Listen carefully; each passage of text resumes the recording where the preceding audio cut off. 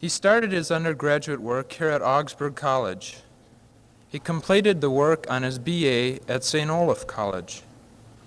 He continued his theological work at Luther Seminary, where he received his Bachelor of Theology degree. He achieved further study at Chicago Lutheran Seminary and Union Theological Seminary in New York. His parish in Moorhead, Minnesota, Trinity Lutheran Church, provided him close proximity to Concordia College in Moorhead, and he worked closely with them.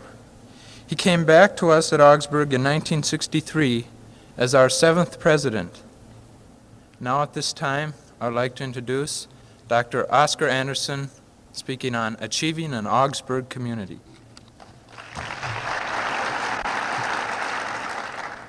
Mr. Selstead, members of the faculty and student body. Let's put first things first. I was given a cartoon the other day by my secretary, and it purports to show the college president dictating to his secretary, and these are his words. Well, we're faced with the problems of maintaining academic excellence and freedom, problems of world peace, cultural lag, poverty, but our number one problem is parking. And in order to take care of that problem immediately, I would like to inform the members of the faculty and the student body that this year you have the privilege of using the spacious school grounds of the former Monroe School immediately across the freeway on the pedestrian walkway, which will take care of about 200 cars. Now, I realize it's asking a lot for you to walk a block and a half from where you park your car. But if you would like to make use of that facility, be sure that you can know that you are not trespassing, but that we have received permission from the people who now own the grounds and the building that it's perfectly all right for members of the Augsburg College community to use the parking area there around Monroe School. Now that we've taken care of the number one problem, let's move on to the subject for the day. It has been indicated that my background is out of theological study and the parish ministry, and therefore I am most at home when I can use a text. And I have a text this morning. However, it is not a text out of Scripture. It is nevertheless inspired and infallible because it was written by Augsburg faculty members and appears in the college catalog. In a section under the aims and objectives of the institution, you will find a paragraph entitled Distinctive Character. And the first line reads as follows: Augsburg is a Christian community of life and learning. It's that statement which concerns me this morning and has concerned me for some time. So much so that I wrote to some of my colleagues and asked for some of their reflections on this matter of achieving this statement, because I think all of us are agreed that we are in the process of becoming always, and can never say that we have arrived at being a Christian community of life and learning. I was pleased with the response, because besides sharing with me some very pertinent thoughts, it indicated to me that here is a note that finds a response on the part of many people. They are interested in this fact of community. The president of your student body is interested in this, and members of the administration and the faculty want to examine this matter of achieving an Augsburg community. So I suggest this morning that we focus here and make this perhaps a kind of a theme for consideration from this time forward during this coming school year. At best this morning we can only go at this in a cursory fashion and raise some questions. What is it that we are seeking to be here at Augsburg College? We say we are trying to be a community. Now, we apply this term to several situations. We most often refer to towns or neighborhoods or cities as communities. What are the essentials of community in a broad sense? Well, community involves, in this instance, people, at least living things. There are communities also among animals and insects. But we're talking here about the type of community that involves people. People who are related in some way to a place, who have a locus, so that they are identified by some geographical designation.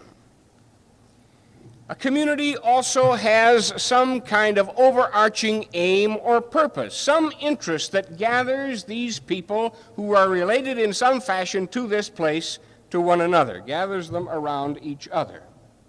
Now, these are the very simple and obvious essentials of community.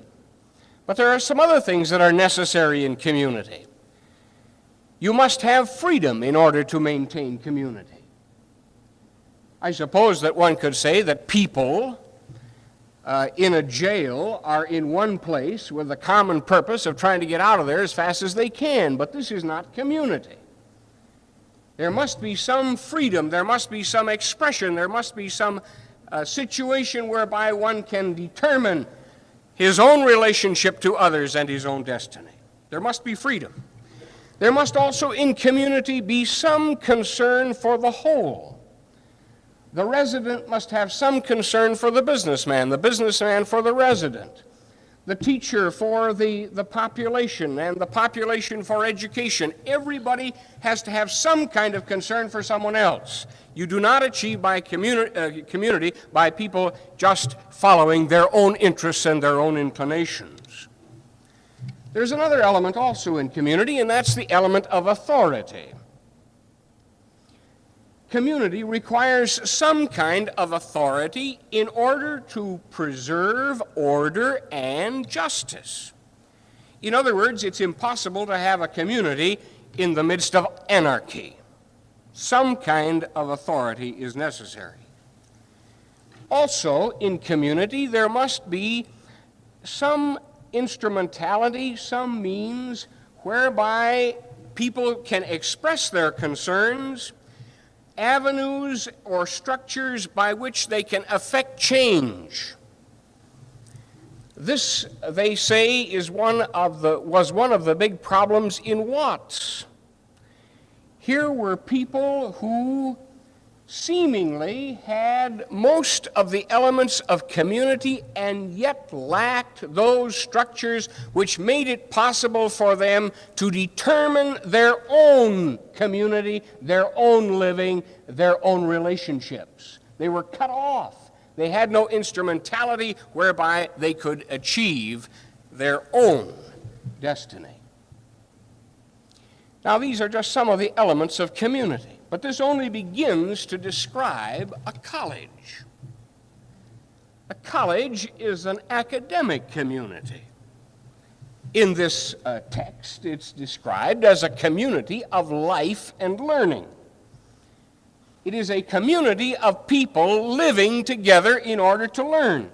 Learning and living go together. Now, you can live without learning, as some of the bodies on this campus may soon indicate, that you can live without learning.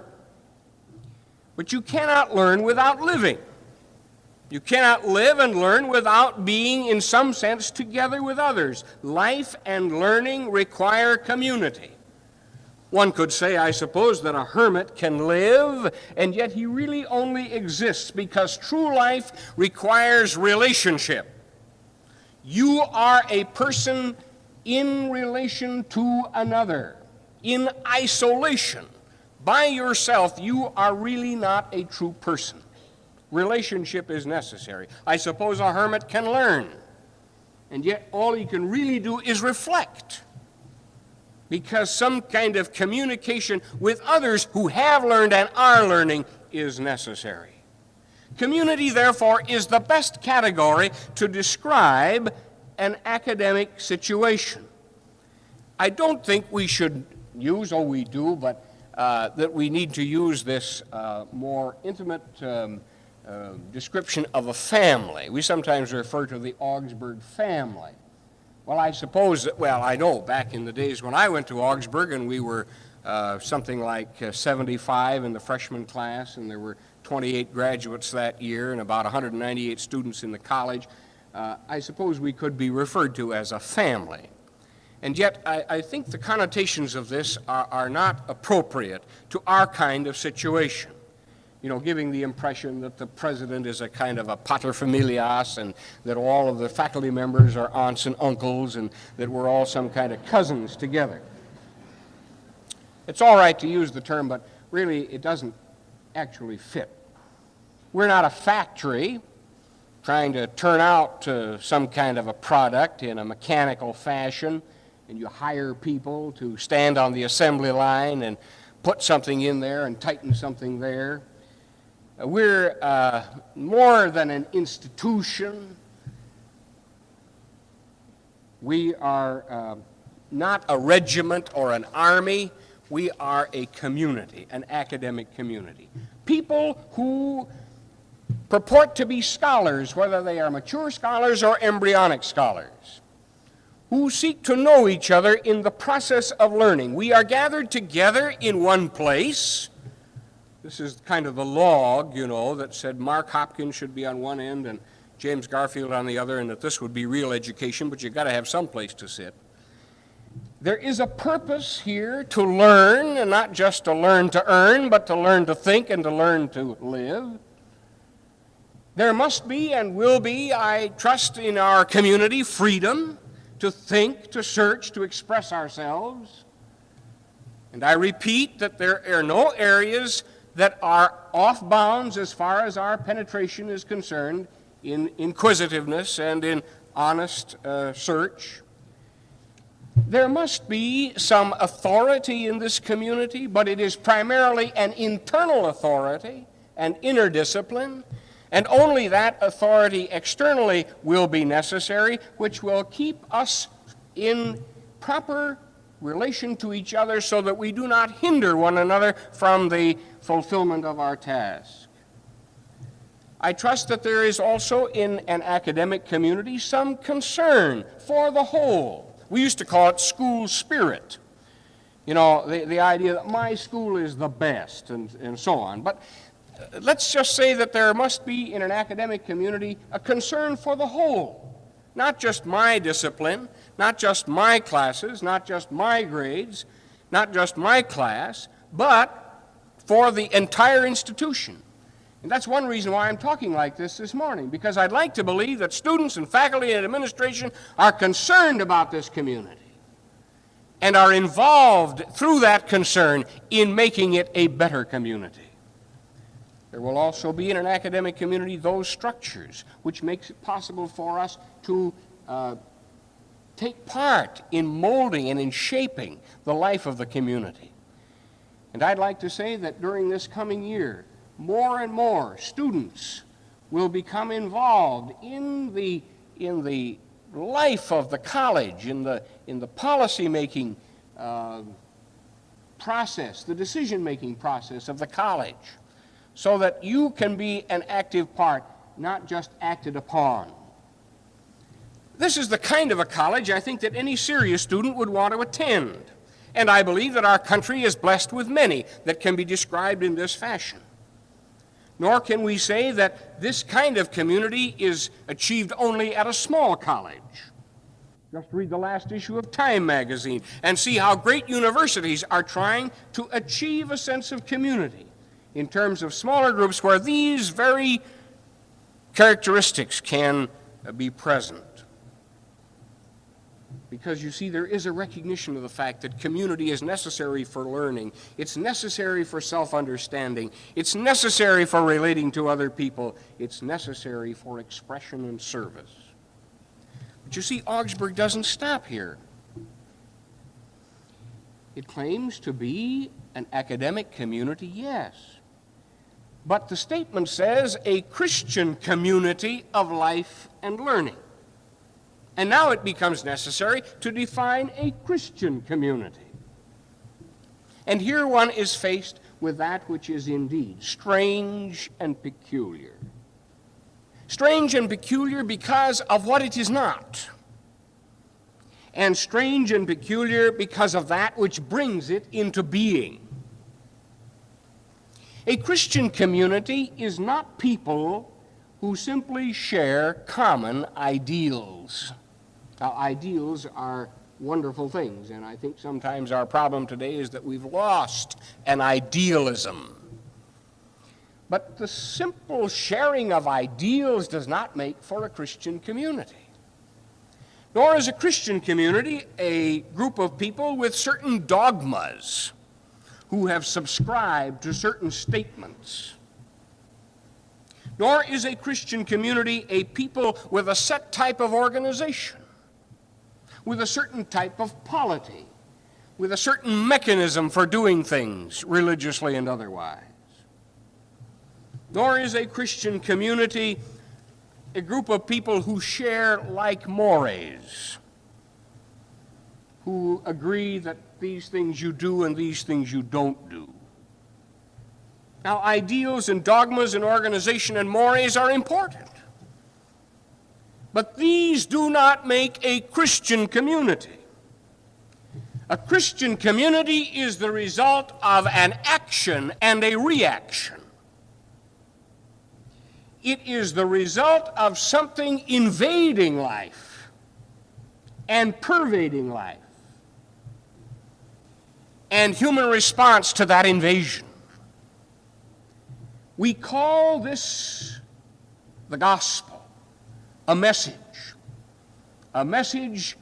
from God to man regarding God's will, man's character, and God's destiny for man. And all of this is revealed in Christ. This is the gospel. And man's response to this gospel, together with the proclamation, create a community. Proclamation and faith, the preaching of the gospel and the acceptance of it, this is the dynamic which creates Christian community. It is created at the powerful arc of God's grace and man's faith. So it is not something that we achieve simply by getting together and deciding that we're going to have it. It results from something happening by virtue of the gospel. Now, this dynamic is capable of producing certain characteristics. This happening is capable of producing acceptance among people so that they accept one another, because knowing that they are forgiven, they are willing to forgive others. There is the characteristic of freedom, because no one needs to be afraid that he is not justifying his own existence. That's already been justified. He doesn't have to go around proving anything. He doesn't have to always be right. He's set free, as Scripture says, from the law, from having to live up to a certain standard, to prove himself. There's freedom. There is also love, because one is loved. And knowing that one is loved, one can turn to bear the burdens of others. There is humility, as those who know that they are creatures and not the Creator. There is wholeness, integrity, oneness to life. It becomes a piece. It's not fragmented or cut up into compartments. It's not fractured into the sacred and the secular. All of it becomes God's world and mine through Jesus Christ. There is honesty and truthfulness, because one knows that nothing can be ultimately hidden. There is vocation, a sense of being called to do what you are doing, to be engaged in that which you are fitted for, be it in the home or in the office or in the factory or in the pulpit or in the hospital or wherever it is. And as we heard yesterday from Pastor Monsager, there is also in this community the characteristic of joy. For we have been given a manifest destiny as the restored sons of God and the lords of creation. And so one can go happily on his way. There is also thanksgiving, which is the worship of giving one's self to God and to his fellow men. This is the Christian community.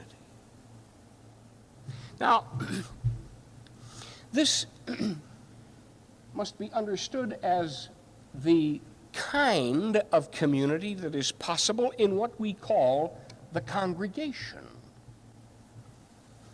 For the community of believers in a real sense, it must be experienced in as a local reality in a congregation.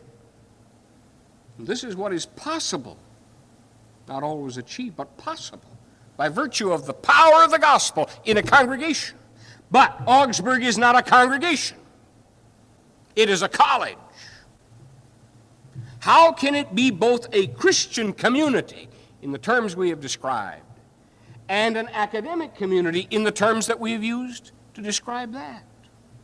How can it be this at one and the same time without some kind of a dichotomy, so that now we're Christian, now we're scholars, now we're a community of teachers and learners, and now we're a community of worshipers? How can this be brought together to prevent this dichotomy? I think that's the most important question that we can wrestle with as far as Augsburg itself is concerned.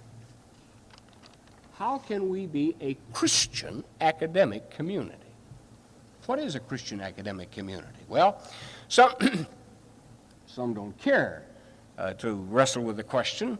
As long as we can be an academic community, they say the important thing is just be a good college. There are others who are only concerned about whether we are a Christian community, and they want a kind of a congregation of scholars who are not so concerned about being a first-rate college, but just be sure everybody's a Christian. Some don't care at all. What difference does it make, this question? Now, I think it makes a great deal of difference if we are making a false and irrelevant claim, and if we are no different from any other college that does not make this claim. I think we at least ought to be honest. Then there are those who say, well, this is an impossible question. Because really, and I've heard, I could mention names, great Christian scholars who have said there's no such thing as a Christian academic community, just as there's no such thing as a Christian shoe factory, or a Christian bank, or a Christian filling station. A congregation, a Christian community, yes. A college, an academic community, yes. But these are two different species.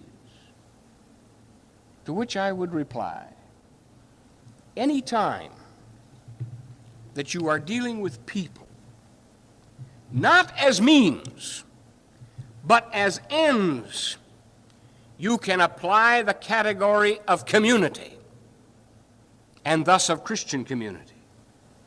In a shoe factory, the end is really shoes.